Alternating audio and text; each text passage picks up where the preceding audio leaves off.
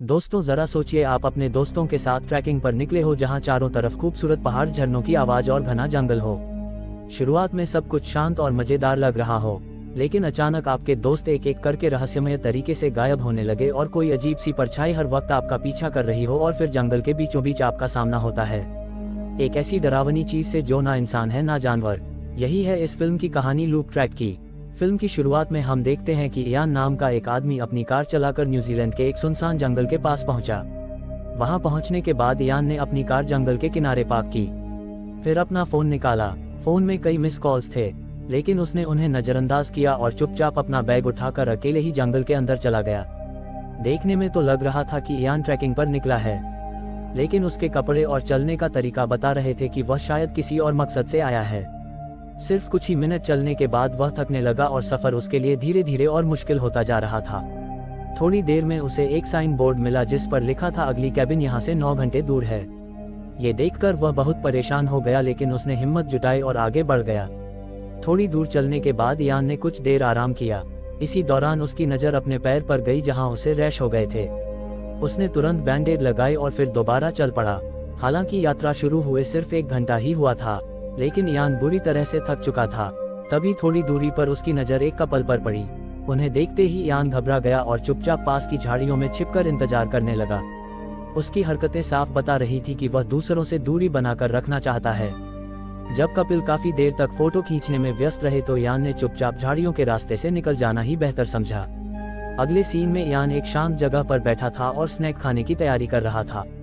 जैसे ही उसने बिस्किट का पैकेट खोला, वहां एक हाइकर आ पहुंचा जिसका नाम निक था। निक बहुत बातूनी इंसान था और आते ही इयान से बिना रुके सवाल पूछने लगा। इयान पहले से ही डरा और घबराया हुआ था, इसलिए वो निक के किसी सवाल का जवाब नहीं दे पाया और चुपचाप वहां से उठकर जाने लगा। लेकिन निक ने किसी तरह उसे मना लिया कि वे दोनों इस ट्रैकिंग में साथ चलें। रास्ते भर निक बिना रुके बातें करता रहा, जबकि इयान चुपचाप सिर झुकाकर उसके साथ चलता रहा। निक की लगातार बातें सुनकर इयान ने कहा कि उसे पेशाब करनी है और थोड़ी प्राइवेसी चाहिए। ये सुनकर निक ने बस वहीं खड़े खड़े दूसरी तरफ मुंह फेर लिया ताकि इयान भाग ना सके। इसके बाद दोनों फिर से चल पड़े। कई घंटे चलने के बाद आखिर में वे एक केबिन तक पहुंचे। वहां पहुंचते ही इयान ने फिर से अकेले निकलने की बात कही और बोला कि वह अगली केबिन की ओर जाएगा। लेकिन जब निक ने बताया कि अगली केबिन यहाँ से 1 दिन की दूरी पर है तो इयान ने थक हार कर वहीं रुकने का फैसला किया। जब वे केबिन के अंदर गए तो देखा कि वहां वही कपल पहले से मौजूद थे। मोनिका और ऑस्टिन। निक तुरंत उनसे घुल मिल गया और बातचीत करने लगा, जबकि इयान चुपचाप दूरी बनाए रखना चाहता था। रात को इयान किचन में मांस फ्राई कर रहा था, तभी निक वहां आ गया, जिसे देखकर इयान नर्वस हो गया और घबराहट में आधा पका मांस निकाल लिया। निक को उसकी यह हरकत अजीब लगी। उसने कहा, कम से कम खाना तो ठीक से पका लें। इयान ने दोबारा मांस पकाना शुरू किया, लेकिन इस बार वो मांस जला बैठा जिससे रसोई में आग लग गई। आग देखकर इयान डर के मारे जम गया। उसे समझ नहीं आ रहा था कि अब क्या करना चाहिए। तभी निक और मोनिका ने मिलकर किसी तरह आग बुझा दी। अपनी गलती से शर्मिंदा होकर इयान चुपचाप अपना सामान उठाया और केबिन से बाहर निकल गया। लेकिन जैसे ही वह थोड़ा आगे बढ़ा, उसे अंधेरे में एक अजीब सी परछाई दिखाई दी। ये देखकर वह डर गया और तुरंत केबिन की ओर वापस भाग गया। अंदर पहुंचकर उसने घबराते हुए ऑस्टिन को सब कुछ बताया, लेकिन ऑस्टिन ने उसे समझाया, शायद तुम्हें कोई गलतफहमी हुई है। इसके बाद सभी लोग थक कर सोने चले गए, लेकिन इयान को उस रात बिल्कुल भी नींद नहीं आई क्योंकि उसका दिमाग लगातार डरावनी चीजें सोचता रहा। अगली सुबह मोनिका ने उसकी आंखों में तनाव देखा और पूछा कि क्या उसने ठीक से नींद ली। इयान ने बस धीरे से हाँ बोल दिया। पिछली रात आग की घटना के बावजूद निक बिल्कुल भी नाराज नहीं था। उल्टा वो खुश होकर बोला कि अब चारों लोग मिलकर साथ में ट्रैकिंग पूरी करेंगे।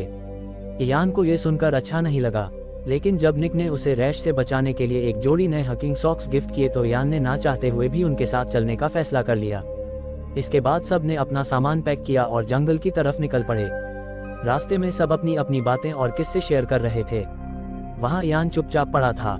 उसका सिर्फ एक ही मकसद था, किसी तरह अगली मंजिल पर पहुंचना और इन अजीब लोगों से छुटकारा पाना। कुछ देर बाद ग्रुप ने एक नदी के किनारे आराम करने के लिए रुकने का फैसला किया। वहीं बातचीत के दौरान मोनिका ने कहा कि उन्हें अब तक जंगल में कोई पक्षी नहीं दिखा जो उन्हें अब अजीब लग रहा था। तब ऑस्टिन ने बताया कि उसने पिछले दिन एक मरा हुआ जानवर देखा था। ये सुनकर इयान एक बार फिर गहरी सोच में डूब गया, लेकिन थोड़ी ही देर में सबने बात का रुख मोड़ दिया और इयान से उसकी पर्सनल लाइफ के बारे में पूछने लगे। इयान ने धीरे से जवाब दिया कि वह पहले शादीशुदा था, लेकिन अब अकेला है। जब उन्होंने और सवाल करने शुरू किए तो यान ने बहाना बनाया और कहा कि उसे पेशाब करनी है। वह जंगल की तरफ चला गया। वहां एक पेड़ पर उसकी नजर पड़ी जिस पर खरोच के निशान और खून लगा हुआ था। ये देखकर यान बुरी तरह डर गया और तुरंत अपने ग्रुप के पास लौट आया। उसने सबको ये बात बताई, लेकिन सबने सोच लिया कि यह किसी जानवर का काम होगा। इसके बाद ग्रुप ने अपना सफर दोबारा शुरू किया और कई घंटे तक जंगल में चलते रहे। यान हमेशा की तरह चुप और बेचैन नजर आ रहा था। एक बार उसने पीछे मुड़कर देखा तो उसे ऐसा लगा जैसे कोई उनका पीछा कर रहा हो। उसने बाकी लोगों को भी बताया, लेकिन जब सबने ध्यान से देखा तो वहां कुछ नहीं था। अगले सीन में सभी एक और केबिन तक पहुंचते हैं जहां उन्होंने वहीं रात बिताने का फैसला किया। तभी उनकी नजर वहां रखे 2 बैगों पर पड़ी जो शायद किसी औरतों के थे, लेकिन आसपास कोई भी नजर नहीं आया। ये सब देखकर माहौल थोड़ा रहस्यमय लगने लगा और यान के मन में फिर से बेचैनी और डर लगने लगा। कुछ देर बाद वहां उन्हें एक गिटार मिला जिसे ग्रुप ने मस्ती शुरू कर दी। सब ने मिलकर गाने गाए और नाचते रहे, लेकिन यान चुपचाप आग के पास बैठा रहा। रात के सन्नाटे में यान अकेला लिविंग रूम में बैठा था। उसका दिमाग लगातार डरावने ख्यालों में फंसा हुआ था। तभी वह धीरे धीरे केबिन के दरवाजे की तरफ बढ़ा, लेकिन तभी निक ने अचानक टॉर्च की रोशनी उसके चेहरे पर डाल दी जिससे वह चौंक गया। निक ने उसकी हालत देखकर चिंता जताई और पूछा सब ठीक है। फिर उसने यान को नींद की गोली लेने का सुझाव दिया। यान ने गोली ले ली। उसी दौरान निक ने कहा कि वो समझ सकता है कि बीते हुए समय से खुद को अलग करना कितना मुश्किल होता है।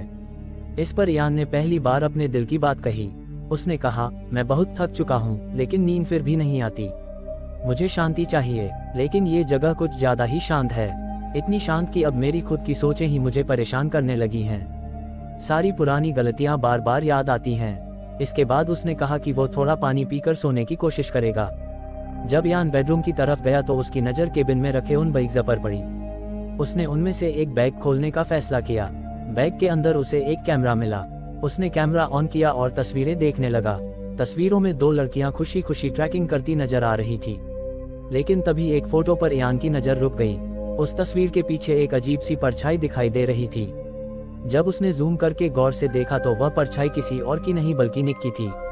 ये देखकर यान डर गया। उसे सब कुछ संदिग्ध लगने लगा। उसका दिल तेजी से धड़कने लगा, सिर चकराने लगा और थोड़ी ही देर में वो लड़खड़ा कर लिविंग रूम की जमीन पर बेहोश हो गया। अगली सुबह वो जमीन पर पड़ा मिला, एक स्लीपिंग बैग में लिपटा हुआ। तभी मोनिका वहां आए और हैरानी से बोली, तुम यहाँ जमीन पर कैसे सो गए? यान ने धीरे से कहा, कल रात निक ने मुझे सेडेटिव दी थी। उसी वक्त निक और ऑस्टिन केबिन में वापस लौट आए। निक ने हैरानी से यान की बात सुनी और बोला, मैंने तो सिर्फ तुम्हें सुलाने के लिए कंबल ओढ़ाया था ताकि तुम आराम से सो सको। लेकिन यान उस पर भरोसा नहीं करता। वो कैमरा उठाकर सबको बताता है कि निक उन 2 लड़कियों का पीछा कर रहा था। लेकिन जब वह कैमरा ऑन करने की कोशिश करता है तो पता चलता है कि उसकी बैटरी खत्म हो चुकी है। फिर भी यान सबके सामने कहता है कि निक ने उन दोनों लड़कियों की हत्या की है। वो ये भी बोलता है कि कल रात उसे इसलिए ड्रग्स दी गई थी क्योंकि वो सच के बहुत करीब पहुंच गया था। निक को ये सुनकर गुस्सा आता है। वो हैरान होकर बोलता है, तू ये सब बातें क्यों कर रहा है यान? ये सब झूठ है। लेकिन इससे पहले की बात और ज्यादा बिगड़ती वो दोनों हाइकर लड़कियां अचानक केबिन में लौट आती हैं। उन्हें देखकर सब हैरान रह जाते हैं और उसी पल सारी सच्चाई साफ हो जाती है। इस शर्मनाक घटना के बाद यान चुपचाप अपना सामान पैक करता है और केबिन से निकल जाता है। लेकिन कुछ देर बाद उसका मन बदल जाता है। उसे एहसास होता है कि उसने निक के साथ बहुत गलत किया है। वो वापस लौटता है और दिल से निक से माफी मांगता है। इनको तब हैरानी होती है जब निक की बिना किसी गुस्से के उसे तुरंत माफ कर देता है और ऐसे पेश आता है जैसे कुछ हुआ ही नहीं। इसके बाद सब दोबारा ट्रैकिंग के रास्ते पर निकल पड़े। थोड़ी दूर चलने के बाद एक रास्ता 2 हिस्सों में बंट गया। कपिल झरना देखना चाहते थे, जबकि निक और यान जंगल के रास्ते ट्रैकिंग करना चाहते थे। आखिर में उन्होंने तय किया कि वह अलग अलग रास्तों से जाएंगे और अगले केबिन पर मिलेंगे। यान और निक जंगल वाले रास्ते पर निकल पड़े, लेकिन चलते चलते वे रास्ता भटक गए। तभी निक का पैर जमीन पर छिपे एक भालू के ट्रैप के बहुत पास चला गया, लेकिन वो समय रहते बच गया। उसके बाद दोनों फिर से रास्ता ढूंढने लगे, लेकिन फिर निक के पेट में दर्द होने लगा जिससे वह थोड़ी देर के लिए रुक गया। तभी यान को महसूस हुआ जैसे कोई उन्हें देख रहा हो। उसे फिर वही काली परछाई दिखाई दी जो उसे पहले भी कई बार दिख चुकी थी। उसने निक से पूछा, क्या तुम्हें भी लगता है कि कोई हमें देख रहा है? निक ने जवाब दिया, मुझे तो कुछ भी अजीब नहीं लग रहा। तभी निक को पास ही कहीं से झरने की आवाज सुनाई दी। दोनों उस आवाज की दिशा में बढ़ने लगे, लेकिन तभी यान को अचानक बहुत बेचैनी होने लगी। उसे ऐसा महसूस हुआ जैसे कुछ बहुत बुरा होने वाला है। निक ने उसे समझाया, तुम्हें हमेशा ऐसा लगता है, लेकिन घबराओ मत, सब ठीक है। फिर उसने इयान को एक टॉर्च दी और कहा, चलो आगे बढ़ते हैं। अब रात हो चुकी थी और जंगल का रास्ता और भी डरावना लगने लगा था। अचानक इयान पत्थर से टकरा कर गिर गया और उसकी टॉर्च दूर गिर गई। निक ने कहा, वो टॉर्च बहुत महंगी थी, जाकर उठा लो। इयान बहुत घबराया हुआ था, लेकिन फिर भी हिम्मत करके टॉर्च लेने गया। जैसे ही उसने टॉर्च उठाई, उसे फिर वही काली परछाई पास में दिखी। वह डर के मारे वहां से भागने लगा। भागते हुए वह फिर से अपने बाकी दोस्तों से जा मिला। पूरी तरह घबराया हुआ वह चिल्ला उठा, क्या तुमने उस अजीब चीज को देखा जो मुझे पीछा कर रही थी?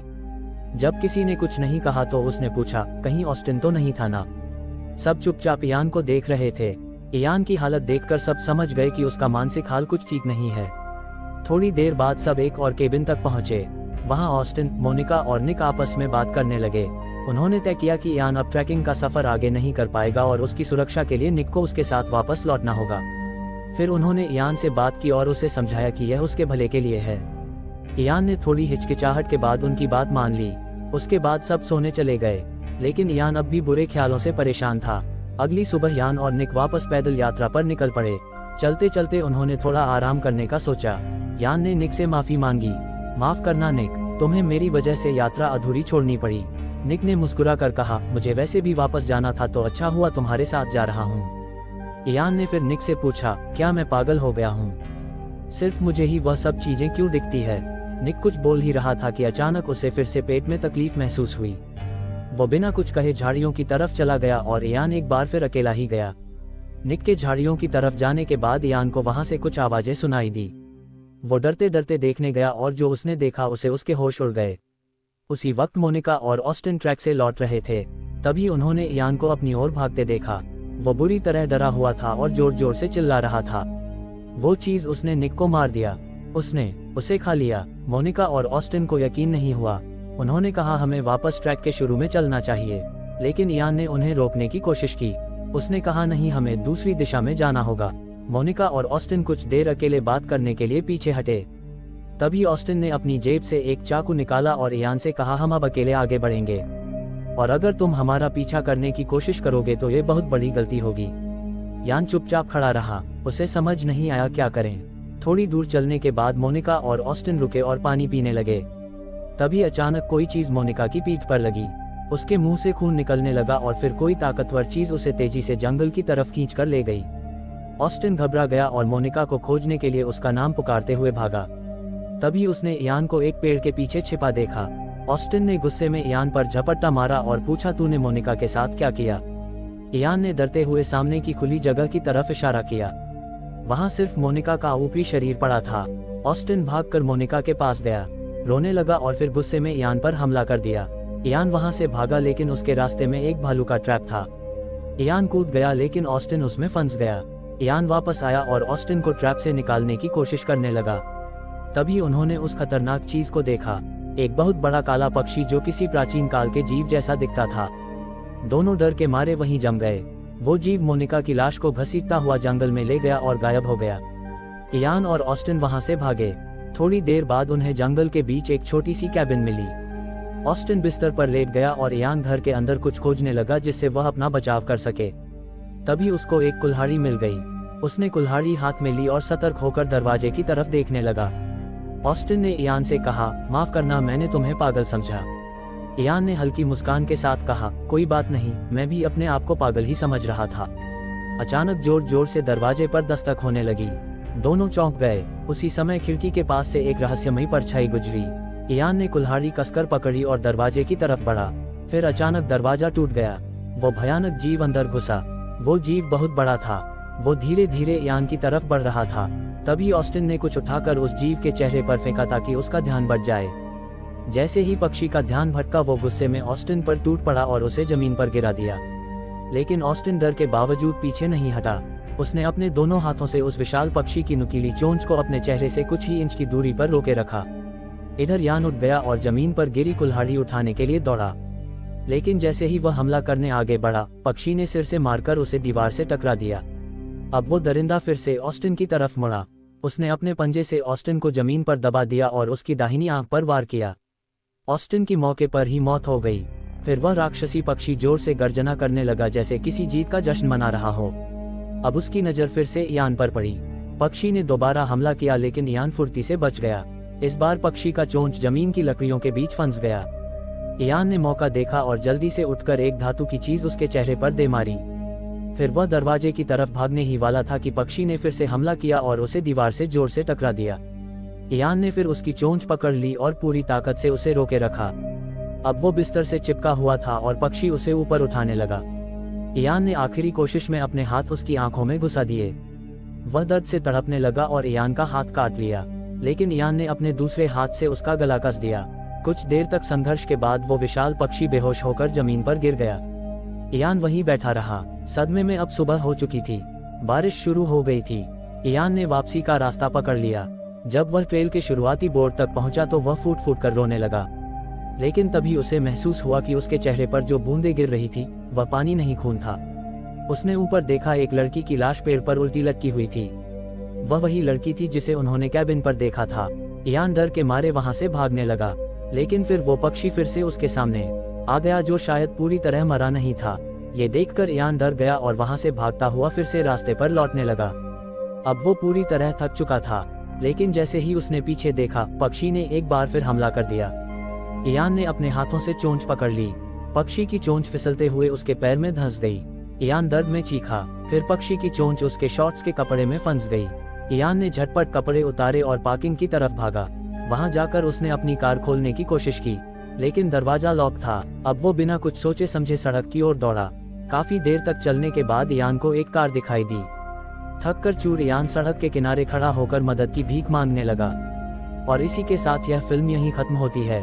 अगर आपको यह एक्सप्लेनेशन अच्छा लगा हो तो वीडियो को लाइक करें और कमेंट जरूर करें। ऐसी ही और मजेदार और अनोखी कहानियों के लिए चैनल को सब्सक्राइब करना ना भूलें।